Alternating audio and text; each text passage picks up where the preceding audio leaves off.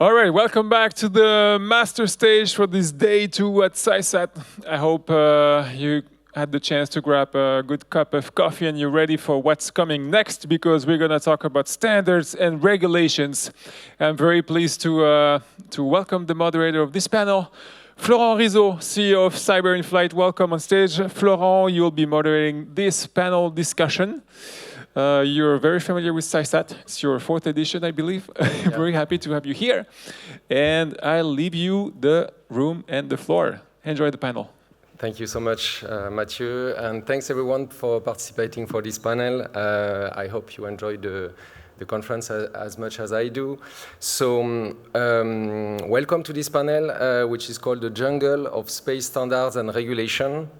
With an increasing threat level and increasing need for resilience and sovereignty, in a tense geopolitical context, it becomes necessary to regulate a wide and complex space ecosystem and its supply chain. This panel discussion will help you understand and navigate in this fragmented but improving and consolidating landscape and regulatory landscape. So I am glad to welcome on stage a representative from the industrial, institutional, academic worlds to discuss this topic. So let's welcome on the stage Mr. William Ferguson, Jessie Hamill-Stewart, Mehdi Ayari, Scott McCormick, and John Irving.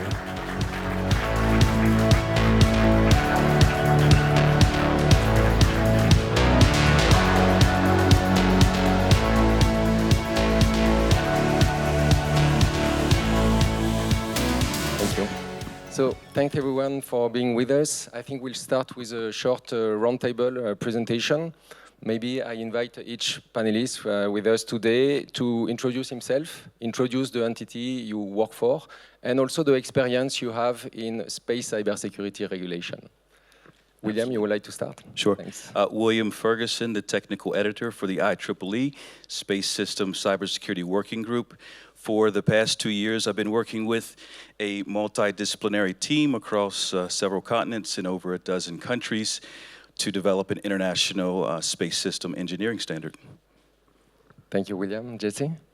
Hi, everyone. My name's Jessie Hamill-Stewart, and I'm doing a PhD at the University of Bath, University of Bristol, where I look at cybersecurity and space from quite an interdisciplinary angle. I've also helped William with his standards, and that's where I first met him. And I also lead a program in the UK called the CySpace Connected Capability Network, where we look at bringing together experts in cybersecurity and also space domain awareness within the UK to understand what our capabilities are, where the gaps are, and therefore how to boost UK space resilience. Good morning, everyone. So I'm Mehdi Ayari. I'm the head of product security in Airbus Defense and Space, so including space. I'm charging as well to protect the other product in Airbus Defense and Space, so military aircraft, drones, and as well space. We are working on several products in space and in telecom, Earth observations. And I will share with you as well what's happening in terms of regulations in the other industry, like the aviations, where they are quite more well-structured than space. Thank you, Mehdi. Scott? Scott McCormick, Planet, or Planet Labs as we sometimes go by. Chief Security Officer. I oversee everything from cybersecurity, physical security, trust and safety, privacy for the company. We are a Earth observation, or EO, owner-operator, so we do everything but basically launch our satellites. So we design, manufacture all of our satellites in San Francisco, and then those get launched, and then we obviously operate on orbit, as well as maintain a bunch of ground stations, and then we have basically a SaaS platform that delivers that content back to our customers. Thank you, Scott. John? Good morning, everybody. John Irving, European Space Agency. I'm the Security Engineering Manager within the ESA Security Office, and our office basically sets the direction of security for the agency. Obviously, we work on behalf of our member states. I've been working in industry and previously on Galileo for many years, but recently I guess I've been contributing, one of a team working on the new, let's say, system space engineering lifecycle management standard, which was published last year. So I'm involved a little bit as well in developing the standards for everybody and setting the direction for the agency. So thanks everyone for introducing yourself. Let's start with the first thing. Is it possible to define the current level of maturity of the regulatory landscape for space? And what are the main frameworks existing today? William, would you like to start? Sure. I think everyone will agree it's a bit fragmented at the moment. You have a lot of sovereign guidance. You obviously do have guidance at the international level through ISO. In terms of where we are today, I think CCSDS comes to mind for most people first. It's well established and it covers quite a bit from a technical perspective as well as an architecture perspective. Second to that, I would say ECSS, which is also a sovereign solution but well known. NIST has introduced recently over the past 2 years guidance of how to adopt the CSF framework for space. But to me, that's something that's relevant to space, but not designed specifically for space. So those are the key ones that come to mind.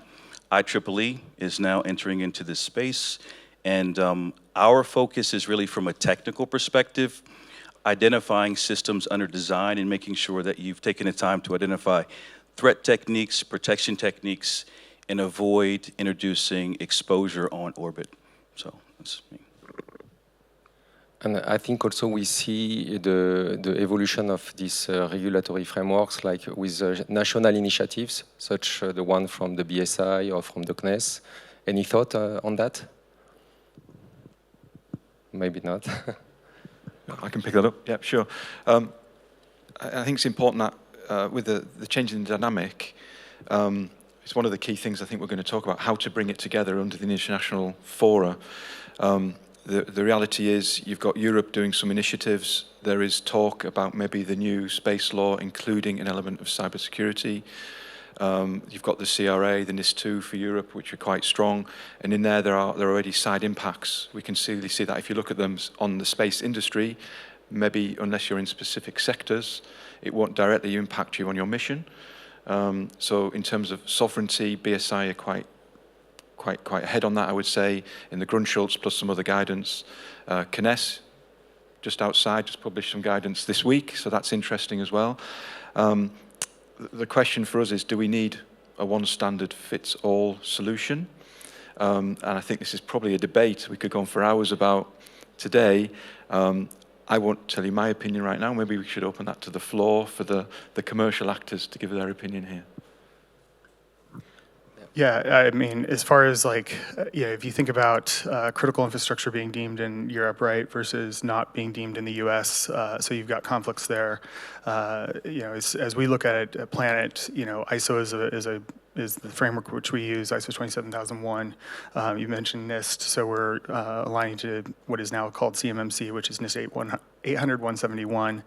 There's NIST 853 out there, and so we're basically taking what is cybersecurity for your corporate networks and applying it to everything from ground stations to that connection up to on orbit. So I think there, regulation around that.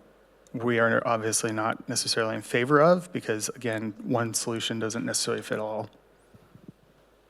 I think also if you look to the UK, you can see how regulations for different aspects of space infrastructure vary even based on the type of space infrastructure you're talking about. So for example, in the UK, we've got the Civil Aviation Authority, which certifies space components before they go up into orbit. But it doesn't cover the ground infrastructure. So the ground infrastructure is then covered by additional authorities, which are focused more on telecommunications. So even in the UK, figuring out which regulation adheres to your particular project cannot be easy, and then you broaden it out to a global scale where space systems are incredibly internationally kind of distributed, where launch might be in one country and then the ground control might be in a different country, manufactured in another one, and it does start to look like a little bit of a mess, hence maybe the title of this panel, in terms of which regulations you should be following. And then you see kind of national regulations such as, I received a lovely pamphlet talking about kind of the French regulations, which have just been released very recently, and they are really good, and it's brilliant that there's more enthusiasm for the area of securing space. It's really important, but it does make it harder to understand which is the most important for your space project, your space mission. And I would add, organizations are different, so to assume one standard could be processed the same by different organizations is not realistic, but you can use a similar technique or approach. You also have to take into account what skills, knowledge, and background do you need to adopt and implement a standard, and those are factors that I think are skipped over. It's just an assumption it's a standard, you should know what to do with it, but that's simply not true. In terms of regulations, I support, obviously, regulations, but where's the implementation aspect? You've given me something that must be delivered, but how do I actually do that? And that's why with the IEEE, we took more of a tactical approach by developing something that's technical and can actually plug in as a module to other frameworks. Yeah. Maybe. Yeah, so I think for the landscape, it's quite clear. Huh? We are really in the jungle. We have a puzzles of regulations. We try with my team to just count the number of requirements that we have in the different. We stop at 600. We said okay. We stop on that, and then what we should do as well is a simplification of that all kind of regulations that we have in the different countries. We should as well see what it is done in the aviations, in the civil aviations. We have in the civil aviations a point of reference, which is the ICAO. If you go to see the cybersecurity regulation in the ICAO, it's 2 paragraphs. Each paragraph, they have 4, 5 lines, no more. And then after, we have all the countries, they are implementing that regulation. So at least there is a point of reference that we can see, okay, that's the framework, the overall framework for the civil aviation. We can do the same for space, for the civil space, to have a common point of reference. And then after, each regions or countries, they can cascade that. And it helps us as an industrial to know exactly what is expected from the regulators, and then to cascade those regulations in our design. Thank you, Mehdi. So I think we're touching upon the various challenges that the space ecosystem is facing. So among these challenges, there is this fragmented ecosystem, also different vision from the different stakeholders, maybe also the evolution of the threat landscape. What could be, what could you see as the challenges for this regulatory ecosystem to evolve? What are the challenges today in this, for the space ecosystem? Thank you. Just to mention quickly, I think one of the challenges is the implementation of the regulations, because they are, it's hard to know within the company who should be applying these regulations, because they need to be able to understand them. But then space systems are not, they require the collaboration of space system engineers, but then also you need cybersecurity people who understand the intricacies of how that space system works in order to then fit those regulations. So if I think about the IEEE, we draw upon systems engineering, but then we also draw upon cybersecurity. And in our kind of subgroups, there's people from all sorts of disciplines who are kind of informing the standard. And we often have conversations about, how is this going to be understood? Will people even be able to understand this standard in order to fully be able to implement it? And so I think the skills to implement it is an issue. Maybe not for some of these people on the panel who are very knowledgeable, who've got a lot of experience in the area, but maybe also for the smaller companies like SMEs who are trying to get into the space industry but don't necessarily have all of those skills that are required to fully implement a standard that's been devised by amazing, knowledgeable experts. Yes, completely agree with that. Today, when we see the regulations that we have in the different countries, they are really oriented regulations, which is cybersecurity for IT. We need to have regulations, they consider the cybersecurity for the operation and for the mission. That's really key, because at the end, when we deliver a satellite, as Airbus, we deliver a satellite to operators, and the operators, they will operate the satellite. Cybersecurity is an enabler for that. And then if we have a regulation which is too much oriented cybersecurity for IT, the risk that we'll have is to make over-design and complexify the product. And when we complexify the product, we in fact increase the security risk. because the people that will maintain the product, they will not understand why we have such a crypto element that should be used for that, but impacting the performance of the satellite, so deactivating the crypto element to improve the performance of the satellite. So we need to really to think about that when we do the rulemaking, and to have, yes, inside the rulemaking, not only cybersecurity people, but people with a strong experience by operating the satellite, to have something really mature and considering that constraint, the operation one and the mission one. Okay. Yeah, I think another challenge is that if you look at this from a global perspective, there are over 68 countries that have some type of space capability, from Algeria all the way down to Vietnam. And if you look at that from a percentage perspective, how much of that is represented on the stage? There's actually restrictions for some countries to work with others. And with the democratization of space, this is going to increase. So we say international approach, international standard, but the reality, looking at the globe, is that we have a very small percentage of participation of the people that are in space. As soon as you get into space, it's shared, but on the ground, it's siloed and sometimes by law. So this is a challenge that has to be addressed.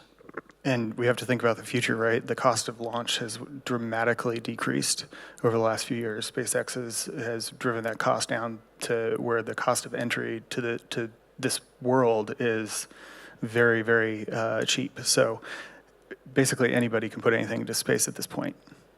So that country count is probably going to go up. Yeah, if I may, I think everything completely valid. You've got all the politics, you've got all the countries. In general, I think most of the risk methodologies say have a risk owner.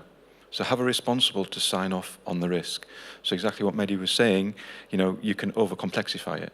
So you've got the old triangle, no? You can have quality, time, security, and very easy for me to say in the room, yeah, we need 1,000 requirements. We need the full NIST 853, 1187 controls in place. Great. But that's unaffordable in reality for most projects. And we know that each mission, each project has slightly different characteristics. So the challenge will be is a one-size-fits-all. I think most people in the room will know the ISO standard, and most people who've followed it know that you can pass with a checkbox approach, but you don't necessarily have any security if you do that. So you're compliant, but you have no security. So this is where experience, expertise, understanding your domain, understanding your area, and I think the challenge will be, can we build a one-size-fits-all? I don't think so. I think the jungle will always be a jungle, I'm afraid to say, but I tend to think about like a toolbox. So the experts are here, so we drive the implementation. We drive the awareness within our organization of, okay, I'm speaking to a project manager of a space mission. So for Scott, it was an easy win. They said, we need to put good security, otherwise we won't sell our product, because it's important for them to protect their information. So they've got a commercial objective for that. Maybe there's an insurance objective behind. They didn't get the insurance for that unless they put good cybersecurity in place for multiple years. I'm a small startup doing an experimental instrument on board. How important is it for me to protect that asset? Maybe I don't care. So I won't put any security on it. Maybe that's acceptable for you. Now, if I put a standard saying, you shall do the following, then their barrier to market increases. I think there are already guidance. We put it in our standard, NASA have it. I'm sure you're going to put it in yours. We say, if you're maneuverable, at least do integrity authentication on your TC stream. So you'll see that already as clear guidance for implementation. Will that now become a mandatory regulation across the board? For security, it might be nice, but there'll be a challenge to get that through from a political will, from a political point of view. Be interesting to see if we can push that through, though. It's a good point about encryption, and from our perspective, the subsystems, components, and low-level components that support the encryption also have to be protected, because you have adversaries that can actually exploit the entire cryptographic module for a system. So understanding that while you're implementing it, and encryption is good, but to make sure from the ground up, from the bootloader all the way through, establishing a connection to secure is quite important as well. Yeah, and I was willing to come to that, is that I think this is all triggered by the evolution of the threat landscape, this need for regulation. Have you witnessed this, this evolution from the threat perspective? Well, John touched on a really good point. The risk owners, we need to be able to inform them with real threat intel from real incidents. What does it really mean? You can't go in with, I don't want to say scare tactics, but there's an advanced adversary that can do all of these fancy things. That's not the right way to start the conversation. But with like the Space Information Sharing and Analysis Center, sharing at appropriate levels in the appropriate way information of these are live threats, these are the techniques, these are the indicators of attack or even compromise, worst case scenario. And then having that available to the decision makers is a lot different than just me walking in as a consultant and say, well, you should be very careful because you know with the right tools I could do this, this, and that, compared to, by the way, this is what's happening in the past 2 weeks, and this is why you should really take it into account in your design process. I think just to draw out another of John's points there is the lack of motivation to secure, which I think could be, especially common for space operators that don't feel like they are critical infrastructure, and also don't feel like what they are doing, could be. I completely agree that I think, especially look at universities who have CubeSats, they don't think that they're going to be the target of an attacker who then might use that satellite to try and create a collision with another satellite, which is an unlikely scenario, but it's still a possibility.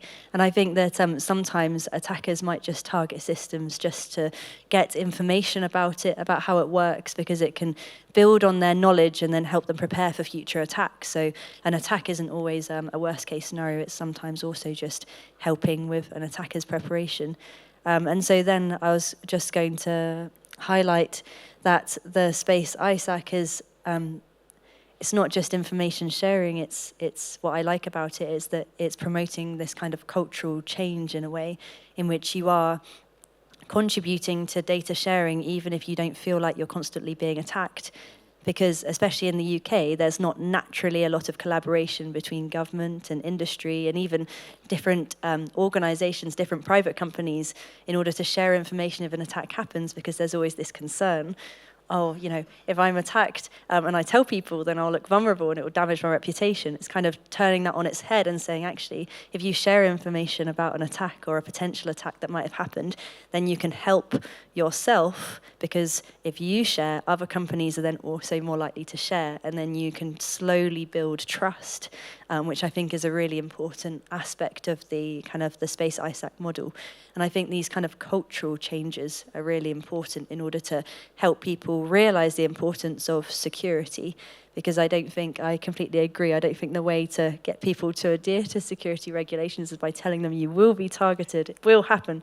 I think it's actually just sharing information, becoming more aware as a community of the potential threats of space systems, which obviously CYSAT and this panel is a very good start to that. Yes, and in addition as well, what we can say, you said a good point, the risk owner, really key, and most of the time, the person who is validating the risk is not a cybersecurity specialist. It's the guy who's going to give the money to implement the security measures. So if he cannot understood what I said, the simple regulations or the point of reference, and you provide him, okay, I need the cryptos, I need the firewalling, I need that, he's saying, but yes, but for what? For threats, we need to clarify the threats, but before the threats, we need to know who is attacking us, the threat actors.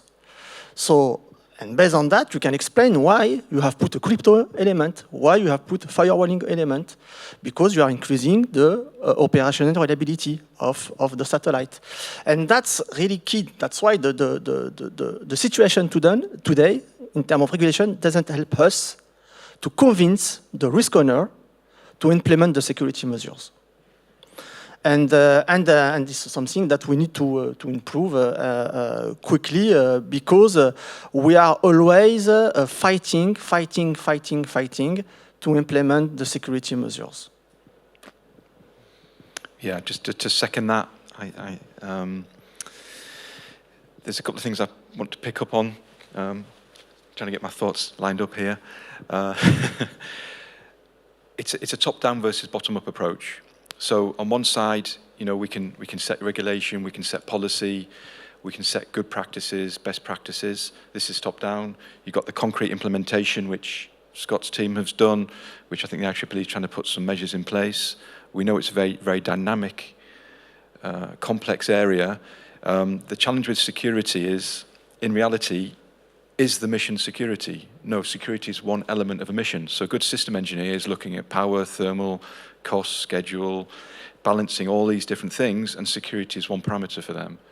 But in addition, security is vertical. So these are controls, these are active measures. They're governance, processes. So it's horizontal and it's vertical. So this is a challenge, and it's all right. It's almost too big in terms of doing things. I think what's really changed the game for us in the last 10 years, software-defined radios. So in reality, it was always the argument that if you wanted to attack a satellite that's flying, you can attack the ground infrastructure, fine, classic IT. Then you do your IT controls. You follow your FedRAMP Plus if you want to do cloud supply. So all of this is, let's say, fairly, I wouldn't say standard. It's very complex, very challenging, lots of problems there. But on the spacecraft, if you want to hack the RF link, you need to have member state levels of cost into that. Now, I think Pavel did it 2019. No, he did a good presentation. I'd recommend looking that up. In 3 months, he'd done anything about space. He taught himself with a $500 SDR, and he was listening to very sensitive VSAT links going over his back garden in London. So this is a guy with $300 seeing your firmware, seeing your internal information. Now, how important is it for you to protect that information? And don't forget, some SDRs now, they're bidirectional. So you can transmit, you can play. There's I can't remember his name, he was on my course last year, but they re-enabled an old satellite. So they had a dead satellite, LEO satellite, and they basically rebooted it and got it working again for fun. But this is the difference now. In the old days, it would be an old engineer who used to work for 30 years as a comms specialist, maybe disaffected. Nowadays, there's training on it. You go to DEF CON, you do hackersats, So now the barrier to attack is much lower. So it's not script kiddie-like, it's very complex, it's very difficult, but it's much easier to do now. And that's the change in the threat landscape. It's no longer nation-state grade, even for your commercial missions anymore. And that's the change in the dynamic landscape that we all have to react to. And it's an opportunity for everybody here, because we're all cybersecurity people, we're all security people, but it's a challenge for us to convince let's say, the decision makers that the threats are real, the market has changed. Yeah, and I totally concur to that, and I think the threat landscape is becoming asymmetric. And we have new type of attacks, especially related for software-defined radio. We have many electronic warfare interferences type of attacks. So yeah, this evolution of the threat landscape and more asymmetric. Yeah, I mean, the threat landscape is constantly evolving. We, if you, as to what you were saying, right, we've moved to SDRs. If you think about satellites, 20, 30 years ago that were built, it's all custom firmware, custom hardware, all of that, right? Our stuff is commercial off the shelf. Yes, we design our own PCBs, but we're running Linux on board. We're running containers.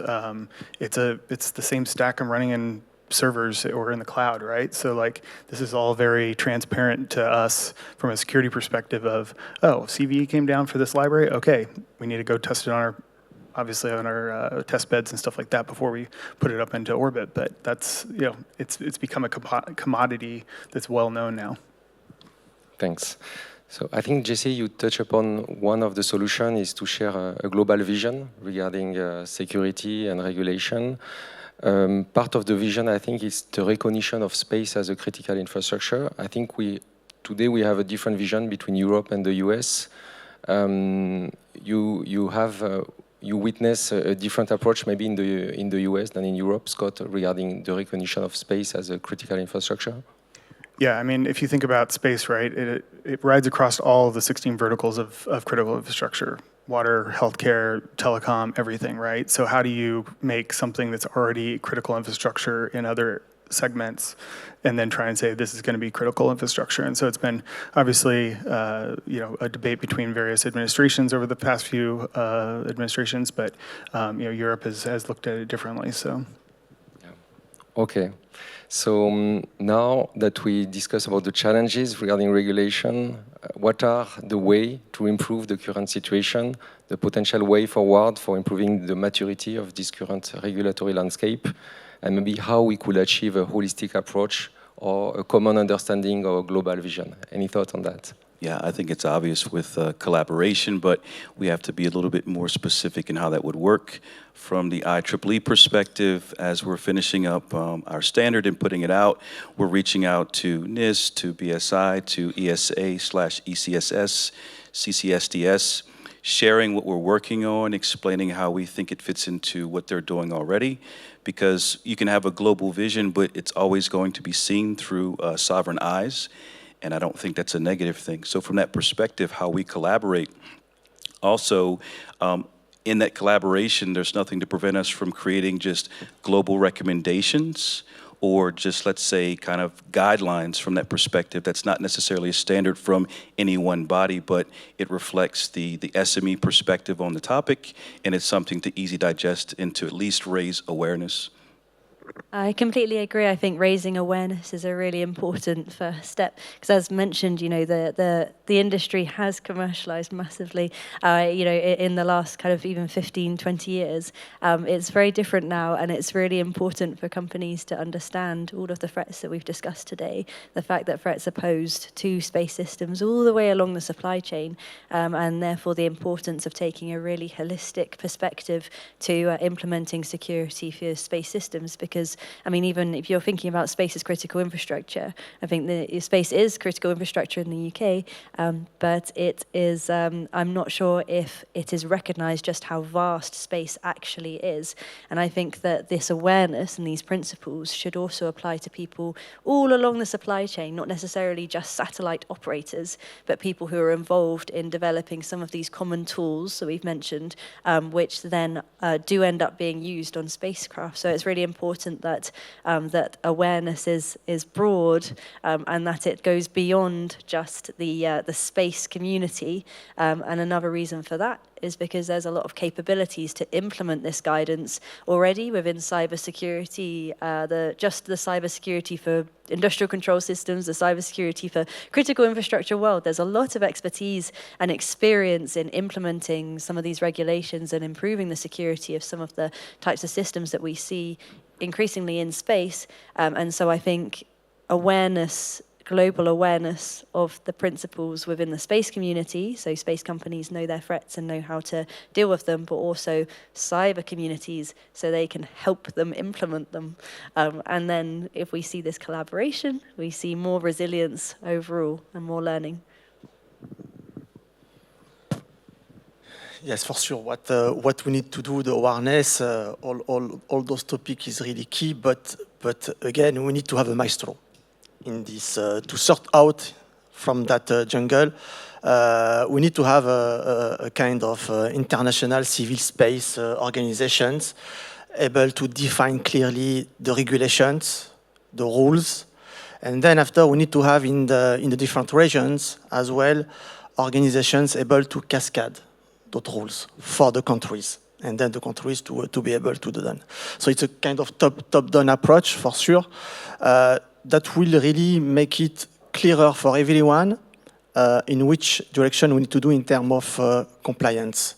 And for sure, after we need to add the notion of the risk-based approach, which is really key, because the regulation will never prevent or reduce the risk for all the threats that we may have today and the future. The risk-based approach will help a lot in that direction, and then the regulation should push in that direction, not to do too much compliance, but more to have a risk-based approach. Okay, John? Yeah, just to second that, everything we do in our approach, we do within ESA, if you aren't aware, all our projects fall under the ESA security framework, which is a bilateral agreement of frameworks with all the member states that contribute to ESA. So we have our own framework, derived our own directives, and then we apply on a risk-based approach to drive what are the key security needs for that mission. So obviously a science mission doesn't have the same needs as a Galileo or GNSS mission. So it goes from nearly nothing to everything. So the risk is the driver, and you have a risk owner. I think those who saw yesterday morning, the dynamic has changed. So now we will get much more teeth. So before it was carrot and stick. So we tended to use the carrot. Build awareness, spend a little bit of money, don't spend a lot of money. Now it's going to be more the stick, I would say, simply because the dynamic has changed. Especially in Europe, the dynamic has changed. The dual use is increasing. I would say 3 years ago, when I spoke to European companies about export control, if it was ITAR, EAR, well, really strong, really clear, European export control, yeah. Now it's not the same. Now I can tell you it's getting very close to how we do with ITAR. Industry cares about their IPR. So the other thing is the bottom-up approach. So if I'm talking to Scott, their imagery is their business. So how much do they want to protect in terms of integrity and confidentiality their imagery? Also, it's their clients' data. They have to demonstrate unique selling points. How much investment is it worth for that product to demonstrate they have adequately protected their clients' data? So it's a very good, I would say, reference example of the commercial driver. When you're launching a new satellite now, will you be asked by your insurance company, what cyber do you have on your satellite for the next 10 years? Because you're asking me to insure that, because there's different levels of insurance. There's not just the launch, but there's through operations life as well that you may choose to insure. So that's the bottom up. There's also the awareness, there's the threat intelligence sharing, so the ISAC role as well. So now, when I started many years ago, security by obscurity was the way. We don't publish the protocol. It's difficult for you to learn the protocol. There's the open source approach, which is we tell everybody everything, and it's peer review to criticize it and improve it. Quite often there's a bit in the middle as well. So I think we're moving more towards that area, and you can see there are regulations already that if you're in critical national infrastructure, you have to report within 24 hours. If you're in the financial sector, you have to publish within 12 hours to the regulator, and then they will share that internally. Publicly now, they're already for us. The CERT, the first CERT, for example, they publish themselves, exchange information across collaboration, and that's why there was the TLP system, the traffic light protocol. So you can define your communities, and with your communities you can say, I'm happy for this information to go out publicly, or I only want it within this community. So this is what the ISACs bring to the table, and the threat intelligence sharing, the CERTs bring to the table. So I think you've got the top down, the regulatory point, where setting some drivers, setting some masters, the risk owners on each project. This has to come. For us, it's already there, to be clear. For us internally, it's already there. There is the complexity of when a nation state sponsors something and we just give them the money, but it's still an ESA contract. This becomes more challenging because our regulation still applies, but we go more softly. And we saw yesterday the whole dynamic of the market for Europe in particular now. There is, I would say, a change. There's a change in the wind, if I may put it that way, which for security, let's say, for us as civilians is a bit frightening. For us as security, it's a big opportunity to make everybody aware that now we need to be serious, now we need to enforce it, apply it. We need not to take a checklist approach, so use the expertise, apply value, apply your motivation yourselves, look at the threat landscape, consider the threat, the motivators of the threats, but always do it with a risk balance approach. You can apply a control, but the control can be applied very well or very badly. And this is where you get into maturity and implementation. You get into the shift left, CICD, which again is quite new for the space domain because it's always one shot, build it once. Now you get into the commercial element of it. Continuous remediation. Look at the weaknesses. You know, look at your libraries, look at your through software supply chain. This is what we have to bring to the table. And it's a massive challenge. And I think it's a fantastic challenge that the young people in the room can take us forward on. I think it's a real opportunity there. And build the real standards, build the real capabilities. Sorry. No, that's, we need to look as well on the impact. I had a discussion with the Red Cross, humanitarian. They told me, you cannot imagine how the satellite can save the life. And all the risk assessment that I have seen that we are doing, we are again mainly focused on impact on the IT aspect. We are losing how the satellite can save life. And we need to consider as well those elements in our risk assessment, in our regulation, which is not at all considered. The safety aspect in the regulation today is not considered at all. So that's things that we need as well to think about that when we do the rulemaking, to think about, yes, people, they need satellites for their life. I think drawing upon the safety, there are also safety mechanisms on satellites. You know, safety is much better established, much longer standing area than security in many ways. That's because, of course, if you look back to the kind of second half of the 20th century, we saw a lot of space missions and we saw the importance of safety arise because people were losing their lives, and that's not good. We want to avoid that. So safety was taken really seriously.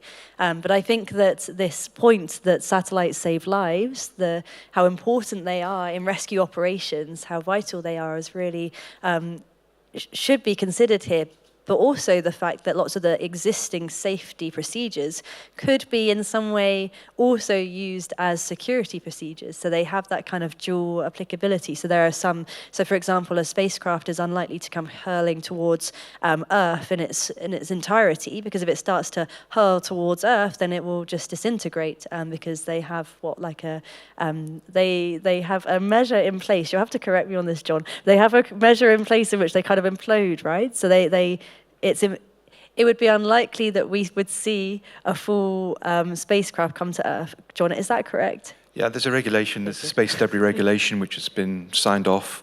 So we were discussing this before the panel, actually.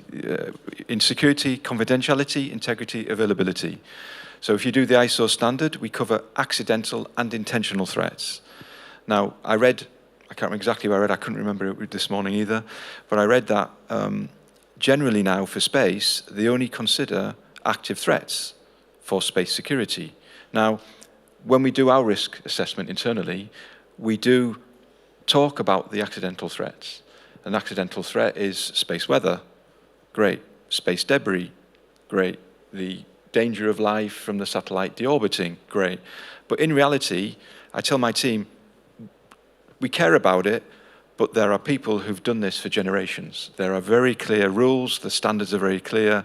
The percentage risk of having your satellite deorbit and cause damage, they calculate that to the nth degree, they model that, there are dedicated systems and tools.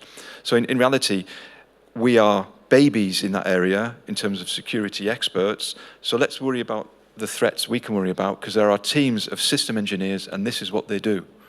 You know, they do FAMICAs on the satellite, they've got redundancy on the satellite, so a lot of the business continuity, the accidental threats are taken care of. So we can focus on the adversarial threats, the real risk in terms of classic security that we all like to play with in our domain, which is great. So yeah, you're right, but I think also we need to keep in mind the risk owner, and it's always a balance. You know, maybe if you look at the regulation for the Earth observation that we follow in Copernicus, everything is free and open to use. Now, unless it's a third-party mission, in which case the third-party mission owner will decide on his or her requirement. And then we have to put the tools in place to protect that in line with their requirement. Now, you saw yesterday with ERS, they're thinking about their requirement now. They're thinking about probably maybe not the confidentiality to a certain level, but the authenticity and integrity of the data to guarantee that if I need a rapid reaction to that imagery, I can do that in time. So part of the integrity will be the timeliness of that data. And the timeliness might be, it's important to protect that in confidentiality for a few hours, maybe a few days, but in a few weeks, let's publish it to the world, because it's no longer that critical. There was a very good example where Mr. Trump, I remember when he's first, there was one of the satellites, I think it was an Israeli satellite, exploded on the launch pad. So I think you did some imagery, there was some other imagery, and then Mr. Trump, President Trump, put a photograph from an NSA high resolution, and from that, everybody in the world could confirm the capabilities of the keyhole satellites, which was a massive blow, because everybody estimates the capabilities, but they don't know the actual capabilities. So these are things that, when we're looking at this new initiative for the Earth observation, the ERS, these are things now we need to take into consideration. And that's why there's going to be a split, I believe, between the classic Copernicus and the CRS for exactly that, the timeliness element, the confidentiality, the integrity element, which probably will leverage some information from these guys as well, because it's already existing, they take care of that. So yeah, it's going to be very interesting in that area to look at how it's going to evolve. I think it's also important to understand it's only going to get more complex. So there's two use cases that come to mind when we're talking about the next generation. Leveraging low Earth orbit to support aerial platforms, especially drones. And we haven't touched on cislunar space and deep space. So if we're just focusing on orbital regulations and these use cases, you're going to have the aerial platforms that are probably going to hit nets, these types of things, touching consumers even more than GPS and other things. Of course, when Amazon in the US starts to use this, it'll be part of your daily life. And then going beyond, going into cislunar and deep space, regulating that and providing standards is going to be even more interesting, I'd say. But just as a segue on that, sorry to, for those who aren't aware, there is already a LunaNet initiative. So there's LunaNet, already there's the Bundled Security Protocol. So if you look at CCSDS, the 350 standard group, if you're interested, the blue books are the implementation standards. So in there, if you want to work between NASA and ESA, for example, you guys don't use it, but yours is, but they've chosen a set of standards and implementation for how you can exchange. And in the SDLS, sorry, death by acronyms, I apologize, but the SDLS standard has extended procedures which cover security. So in there, if you want to implement security in an international interoperability way, then you can pick up that. It's available already. So again, everybody said security by obscurity, but those areas are well publicized and available because we do work on an international level, on an implementation level. Maybe they're not strong enough. Then you move into assurance, information assurance, which is where you talk about, I can implement it, I can buy a crypto module, a software crypto module today, and it's free. It might be good, it might be bad. Then you move into the independent assurance element. So how much money do you spend on maybe a common criteria evaluation, a FIPS approval, an independent audit of your systems, penetration testing? So you get different levels, and when you go up the sensitivity levels, you get more and more of those coming into play. And if you were following Philip Bertrand yesterday, explaining the Security Accreditation Board, they focus on, are you doing good practice, standard practice, do you have good maturity? And we will come and audit that independently. And if you're not good enough, you don't pass go. So this is, I guess, this mix is something that we have to follow and apply. I think that that principle you just mentioned of if you don't pass this, then you can't go past go is really important, and that kind of certifying. I know that it has those implications of, you know, of security becoming a tick box exercise, which it should never be.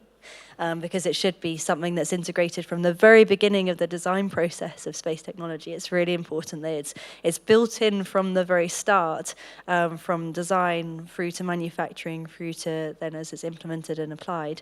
But I do think that at the same time, having some kind of level of formal adherence, which then allows you to be certified and show yourself as a responsible and secure space company. I think that helps. I attended a really interesting talk the other day about orbital data centers. How cool is that? And I think that I agree with William, it's going to just become more and more complex. But if people are following these key principles that we've spoken about today, confidentiality, integrity, availability, if we're following these key cybersecurity principles and we remember these key cybersecurity lessons and are able to implement them, and there are a set of global standards and global principles that we can follow, then hopefully we can maintain resilience for space. And we have discussed the jungle today, but I remain optimistic that everyone in this room is very knowledgeable about securing space. We can spread that knowledge, and people will be able to continue to implement safe, secure space missions. That's my hope, at least. Thank you, Jessie. So I think we are starting to foresee this evolution for the space ecosystem, and how could we anticipate the new space program, the new technologies? I'm thinking about AI, PQC. In Europe, we'll have IRI2, this type of program and technologies. How do you foresee the future for space regulation? Maybe for all of you. I think we have to prioritize, because if you think about technologies like redistributing solar power and what could go wrong if you lose control of those satellites, it goes from distributing solar power to being a directed energy weapon. So as a community, I think we have to agree on a few priorities, because it's too easy to fragment attention. So without the priorities, it's going to be difficult, in my opinion. Maybe, Scott, AI, yes. PQC, or challenges or future challenges for Planet? Yeah, Planet, we launched a platform last year, or in the last few months anyhow, put the first AI NVIDIA chips on board. And so we're running LLMs on board. We're very quarantine that off. It's making sure that an LLM doesn't go off the rails. And again, we do secured by design from the beginning, which is I feel very confident about. But when you're talking about someone who is it might be putting up a CubeSat for testing, right? Like what happens when that LLM isn't protected, isn't cordoned off, and starts doing strange things on orbit, right? It could be maneuvers, it could be all sorts of different things. So I think there's a lot of questions, and I think again, it's just from a security perspective, do what's right, build it properly, and make sure that you're monitoring and being able to, if worst case circumstance, we can turn that LLM off very quickly. So I think it's but when we get into AI, we are so elementary when it comes to where we're at in that, right? I think about like how the internet was developed, right? The internet's still an infant when we think about it. It's 20, 30 years old for most of us that have been using it, right? So AI is, while we've been touting AI for many years, it was really machine learning back in the day. We didn't even put regulations and standards around ML, let alone now we have AI, and I'm looking at it going, where is that regulation or the standards being set? Because again, it's multinational, it's international. How do we get there? So. Mehdi, maybe? Yes, just to tell you that in the aviations, they have developed the AI in the 80s. The autopilot is AI, artificial intelligence. And they have anticipated the regulations related to development of the autopilot to ensure the safety of flight. So they did it with research and technology to anticipate that, to anticipate the requirements. Then when we are talking about the IRI2, the new space, we need to understand the purpose of the AI. It's not talking AI for AI. It's not interesting me. But what is the purpose of the AI? Is it to facilitate the operations? Is it to improve the safety? And then, based on that, we can understand the regulation to put in place and to anticipate. So that's really key to, again, come back to for what? We are talking about confidentiality, integrity, availability that we know very well in the cybersecurity, but for what? And then the what will help to understand really the rules and the solution to implement, and to justify the solution to implement, and to maintain the solution to implement. So that's really important, I think, to know what the AI will put as a benefit for Ayari Square, for instance. And then from that, we can understand, as an industrial, what we need to put and to secure that. Yes, please. Yeah, just to maybe follow up on that. The reality is now, you go back 20 years, and the general message we used to give was, build it. Once it's working, don't touch it. You know, you've taken 2 years to qualify your system, get it working. You've ground it away. And nowadays, the word is agility. I'm not talking Scrum agility, I'm talking crypto agility. So we're looking, you know, you get recommendations now to use hybrid cryptos, no?